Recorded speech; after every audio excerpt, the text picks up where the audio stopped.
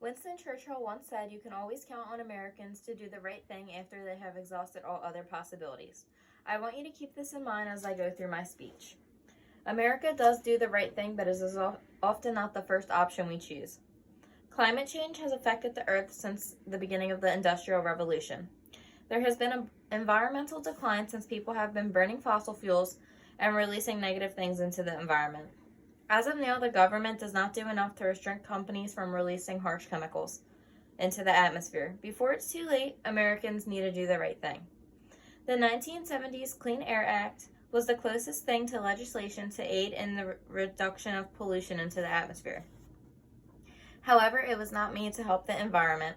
Its goal was to aid in public health. New legislation is required in order to create a better future for the next generation and the earth they will inherit. Personally, I want to grow old in an environment that has not seen the results of climate change can bring, like heat waves, forest fires, drought, and hurricane. In just a few short weeks of social distancing, other countries have experienced healthier environmental impacts, like wildlife returning to the coast and cleaner air. Climate change has a bigger impact on our future than we realize. Although industries produce most of the pollutants causing climate change, locally many Americans damage the environment themselves every day. The effects of climate change are advancing rapidly, and if we don't experience it in our everyday lives now, at the course of the next few decades, at the rate the global usage of the economically damaging waste is produced, the impact on the earth will be devastating. Many economists argue that the unregulated markets underprice fossil fuels because they do not reflect the external cost of the environmental damages brought as the result of buyer-seller transactions. We contribute to these damages to the environment when we drive our cars or heat our homes or use fossil fuels in other ways.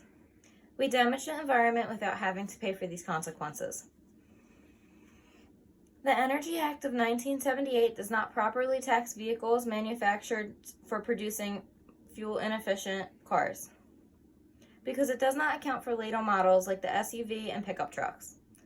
This policy requires reform to benefit the environment. We need a reform system of tax revenues to give breaks to the industries that use renewable resources.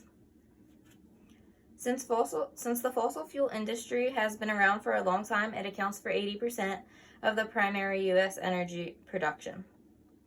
Since the industry is well established, it does not need to depend on tax breaks to maintain a steady income. Instead, government needs to create new laws limiting the use of fossil fuels because they damage the environment, leading to the climate change. Companies are not being taxed properly when they produce the gas-guzzling cars that many American consumers drive. The federal government has available a wide range of potential climate change management tools, going well beyond the traditional pollution control regulatory options. With the current situation, it is the ideal time to enact a revenue to create a neutral carbon tax. In order to produce less global warming pollutants, citizens can make the switch to electronically powered vehicles or e-vehicles, and hybrids also have the potential to create nearly emission-free cars. In China, coal consumption at power plants is dropped by 36%. This makes an epic impact on the environment. Emissions from big businesses are at an all-time low right now, so it is the perfect opportunity to place restrictions on carbon emissions into the environment. Although the epidemic is not the best situation for us, the Earth is starving. With the result of the survey, many of you believe that the government does hold the power to put restrictions on people, on the local level and on big corporations, to maintain the pollutions being released. Although many Americans believe that the government has the power to restrict pollution without people actively expressing their concern, the laws will be meaningless. It is up to the United States to become a global leader in the efforts to reducing climate change. If the government creates a policy restricting and taxing carbon emissions released by corporations, it will aid in the battle to reduce climate change. Taxation will help promote these businesses to switch to an already developed eco-friendly alternative. A carbon-free system will allow us to reduce the amount of harsh chemicals released into the environment. This system will cause many beneficial changes to the environment. For example, reducing our carbon footprint, and it would also help to reduce deforestation, and stop the exhaust of greenhouse gases. Renewable energy resources like solar panels, windmills, and nuclear energy are essential in creating a carbon-free environment, which will help to end climate change due to human pollution.